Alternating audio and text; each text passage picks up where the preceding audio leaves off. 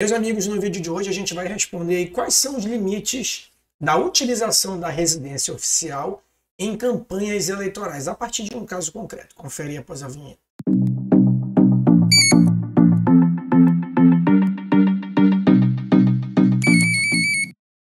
A gente já parte direto para o julgamento do caso concreto, mas lembra, a gente vai trazer um caso concreto aqui, porque isso faz com que o assunto fique muito mais didático, que são nesses casos de rumorosos que o TSE propõe algumas teses. Então, não vamos se fixar muito na pessoa, nas pessoas, né, nos autores e nos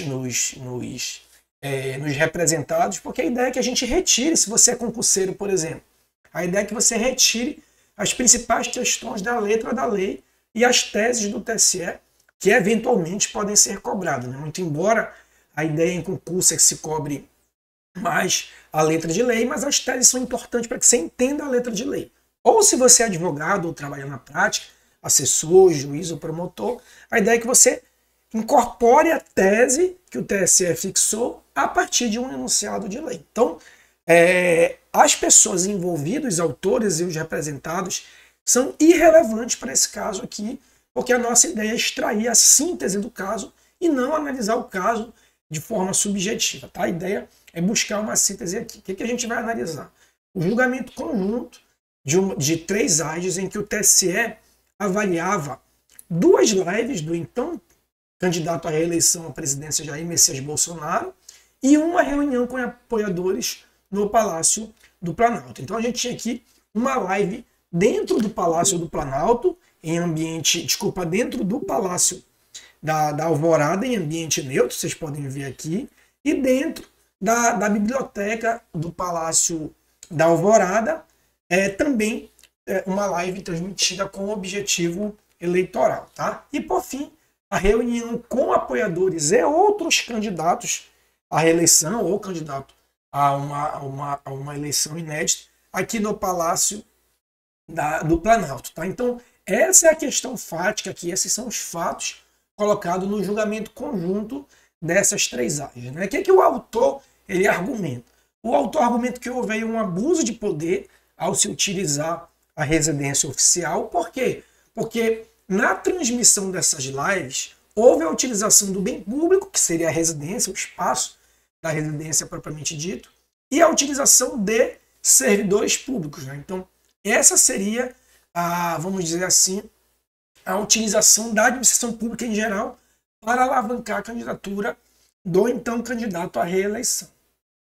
Certo? Então, esses são os argumentos, essa é a causa de pedir, né, que o autor argumenta. A conduta vedada, que está prevista lá, vocês sabem, no artigo 73 da Lei 9504, é um rol de condutas em que agentes públicos não podem praticar, sobretudo em um determinado período antes da eleição, e esse período pode variar no próprio ano da eleição, 3 meses antes, a partir das convenções, varia de acordo com a conduta vedada. Tá? Nesse caso, a grande questão central proposta pelo autor é que o investigado, no caso então candidato à reeleição, teria utilizado os bens da administração pública e os serviços também, seria ali o inciso 3, né? Utilizou também os meios do servidor público, no caso do tradutor de Libras aqui, para poder alavancar sua candidatura por meio daquelas tradicionais lives, né, que o candidato à reeleição, então o presidente Jair Messias Bolsonaro, utilizava. Né? Sem contar com todo o aparato de uma preparação de uma live, transmissão, né, enfim. Então essa era a acusação do autor, em que o investigado teria infringido aí o artigo 73, inciso 1 e 2. Né? Só que qual foi a espécie processual utilizada? Só para lembrar que a gente pode utilizar para veicular essa espécie de abuso de poder, né? A gente tem aqui na nossa aula, se eu não me engano, na nossa aula lá de prática eleitoral, se eu não me engano, é a aula 1.3, que a gente faz uma introdução ao contencioso eleitoral, a gente explica bem essa questão das demandas eleitorais, e na aula para concurso, se eu não me engano, é a aula de número 11 ou 10, tá? Depois confere lá mais especificamente. Mas a gente faz o delineamento das principais demandas eleitorais. Essas demandas de abuso de poder, sobretudo a utilização da administração pública e do abuso de poder econômico, elas estão aqui, ó, dentro dos ilícitos eleitorais, que são as ações que investigam o abuso de poder. E essas ações do abuso de poder, elas são subdivididas nas seguintes espécies processuais.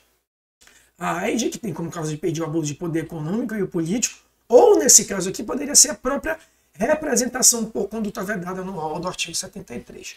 Qualquer uma das duas são possíveis para esse caso. O autor, né, os autores, preferiram utilizar a AIGE, ação de investigação judicial eleitoral, prevista lá no artigo 22, né, que é algo muito mais ampliado. Né? E quais são os requisitos para ter uma sanção em AIGE? Não basta apenas ter um abuso de poder político, econômico ou dos meios de comunicação. Né? Causa de pedir seria o abuso de poder político, econômico ou os usos indevidos do meio de comunicação. Essas são as três causas de pedir. Mas para que haja a sanção, lá no artigo 22, inciso 14, eu tenho que ter aqui, basicamente, dois requisitos. Né? Tenho que ter o abuso de poder propriamente dito, e esse abuso de poder, além da conduta ser abusiva, ela tem que ter uma gravidade suficiente para impactar na normalidade das eleições. Então não basta apenas que seja uma conduta gravosa.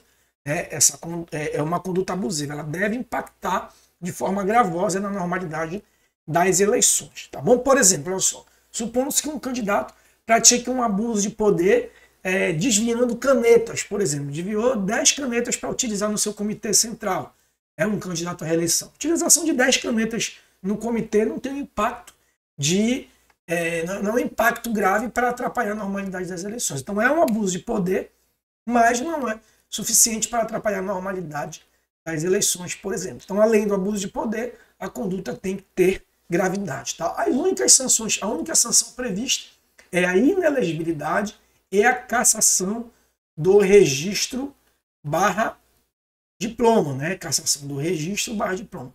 Não há especificamente na AIGE previsão de multa, ao contrário da representação específica por condenação em conduta vedada. Então, grave essa questão, que isso foi muito importante para o desenrolar do julgamento. Né? E o que a defesa argumenta? A defesa trouxe diversas teses, mas a gente vai destacar essas aqui.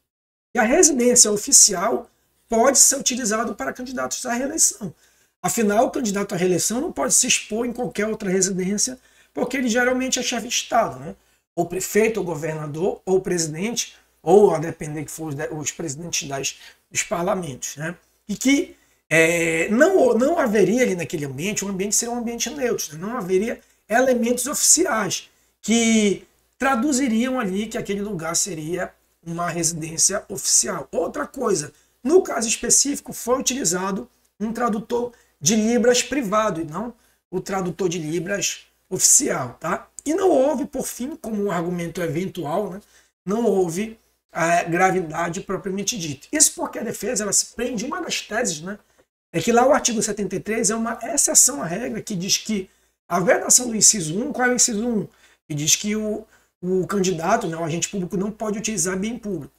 Que a vedação do inciso 1, como exceção à regra, quando envolver o transporte oficial de presidente da República ou as residências oficiais de presidente, governador, prefeito e os respectivos vices, em encontro e reuniões pertinentes à própria campanha, desde que não tenha o caráter público. Né? Ou seja, ele pode fazer reuniões, desde que essas reuniões não tenham caráter público e seja para a própria campanha. Então, essa seria a exceção à regra. Transporte oficial pelo presidente da República pode utilizar em campanha eleitoral, residências oficiais também pode, desde que essas reuniões não sejam públicas e seja para a própria campanha. E outra exceção, que não é esse caso, é a utilização de espaço público para convenções partidárias, que não é esse caso, tá bom? O que o TSE decidiu? Ele disse, olha, no caso concreto, houve sim o abuso de poder das lives e do encontro lá com alguns governadores candidatos à reeleição, inclusive lá no Palácio do Planalto. Houve o abuso de poder, mas sem a respectiva gravidade para impor a sanção de inelegibilidade, caçar o registro ou o diploma, tá? Então, não é o caso aqui, porque o Bolsonaro, que foi candidato à reeleição, não venceu. Então, seria caçar no máximo o registro. Então, não haveria gravidade, muito embora tenha se reconhecido aí o abuso de poder político, né? Mas o que é mais importante para a gente não falou do caso concreto, né? A nossa ideia aqui é delinear as teses, é que o TSE estabeleceu duas teses. Primeiro, quais são os critérios para realizar lives em residências oficiais? E segunda tese de julgamento, se cabe multa em AIGE quando o fundamento, a causa de pedir, for uma conduta vedada, e não um poder abusivo, um abuso de poder genérico. Né? Pode ser um abuso de poder genérico ou pode ser uma conduta vedada específica. Né? Nesse caso, na primeira tese, eu coloquei aqui escrita a tese inteira, né, para você dar o print se quiser, porque essa é a tese literal, mas eu vou resumir a seguir. O que a tese diz? Ela diz o seguinte, ó, que é possível sim fazer live em residências oficiais desde que obedecido esses três ambientes, tá? Deixa eu até fazer a correção aqui, saiu um erro material nesse primeiro critério. Pronto, agora sim, corrigi aqui. Ó. Ambiente neutro, sem símbolos oficiais, ou seja, prefeito, governador, presidente, candidato à reeleição podem fazer nas suas residências, desde que não tenha símbolos que remetam ao lugar oficial para não influenciar o eleitor. Né? Segundo critério, a participação seja exclusiva do detentor do cargo. Ele não pode fazer uma live ou encontro, como ele fez no caso concreto aí, com outros candidatos, né? Seja candidato à reeleição, seja candidato a uma eleição genérica. Né? Então não pode ter a participação de outros candidatos. Terceiro critério, o conteúdo da live tem que se referir à sua própria candidatura. E não pode fazer uma live para alavancar a candidatura de terceiros. Não pode ter nem a participação do terceiro e nem alavancar a candidatura do terceiro. Quarto, não pode ser empregado de serviços públicos, servidores, por exemplo. E quinto, tem que ter um registro na prestação de contas daquela live que foi realizada, exatamente para poder confirmar que não houve a utilização de serviços públicos. Tá? Já a segunda tese, multa em AIGE, essa é a tese literal, tá? Vou dar aqui se você quiser deixar um print, mas a gente vai resumir. Ó. É possível sim aplicar multa com base em conduta vedada. Ora, aí você vai dizer, mas professor, você não disse lá no início que a AIGE não tem especificamente conduta vedada, né? O próprio artigo literal aqui da AIGE, quando fala de sanções, fala em declaração de inelegibilidade e cassação de registro e diploma, né? Então, por que o senhor está confirmando aí, né? Por que o TSE entende? Que ele diz, olha, tudo bem, é possível sim a aplicação de multa em sede de conduta vedada, em sede de AIGE, quando for com base em conduta vedada, desde que na petição inicial conste expressamente esse pedido e dizer, olha, se não tiver a cassação e a inelegibilidade, que se aplique a multa, porque aqui é uma conduta vedada e lá na representação da conduta vedada cabe multa. Né? Segundo critério, o juiz pode também, se não tiver na petição inicial, o juiz pode, né, alternativamente, reconhecer o pedido, a petição inicial. Estou vendo aqui que não houve o pedido, mas estou vendo que isso aqui é uma conduta vedada. Olha, ele faz como se fosse uma espécie, né, a grosso modo, uma espécie de emenda de ofício. Olha, parte se defenda sobre a conduta vedada, porque eu estou vendo que aqui tem uma conduta vedada. Então ele tem que deixar claro essa possibilidade para a defesa, conforme o artigo 44, parágrafo 1º da resolução 23608. Tá? Então, esses são os critérios e essas são as teses, proferidas pelo TSE. Tá? Caso importante, mas muito mais importante para a gente, muito mais importante são as teses desenvolvidas. Então, é uma questão de curiosidade, a gente não vai levantar essa polêmica, mas só para que vocês pensem, a tese foi muito específica para multa em sede de conduta vedada, né? Quando a AIGE for praticada em conduta vedada. No entanto, a questão que se levanta isso foi uma AIGE com base em captação lícita em Caixa 2, né? Captação lícita de recursos, que também cabe multa. Né? Então, qual seria a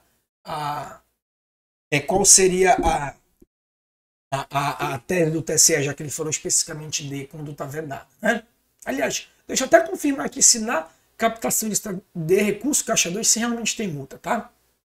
Ó, só corrigindo, meus amigos, tá? Falei de Caixa 2, tá? Mas a representação de Caixa 2 só prevê a cassação, tá? Na verdade, quando eu falei de multa, se refere à questão da compra de votos, né? A famosa captação ilícita de sufrágio. Então, a argumentação, a provocação que eu queria fazer para vocês é que o TSE desenvolveu a tese com base em conduta vedada, né? E se a AES for proposta com base em captação de sufrágio, a famosa Caixa 2, que também prevê multa, né? Nesse caso, haveria a possibilidade de aplicar multa em AES? É uma questão que fica aí, já que o julgado, o caso específico, né? A tese desenvolvida para conduta vedada. Tá bom, meus amigos? De qualquer forma, fica aí a tese, né? Para você que é advogado, enfim, para você que é concurseiro, né? A ideia é que você tenha em mente a tese, sobretudo para quem é concurseiro, tendo em vista a lei, né? A exceção lá das residências oficiais, as condutas vedadas de 73, isso é mais importante a lei, que para quem é advogado, observar a tese aí, a tese proposta pelo TSE, tá bom? Forte abraço e até a próxima.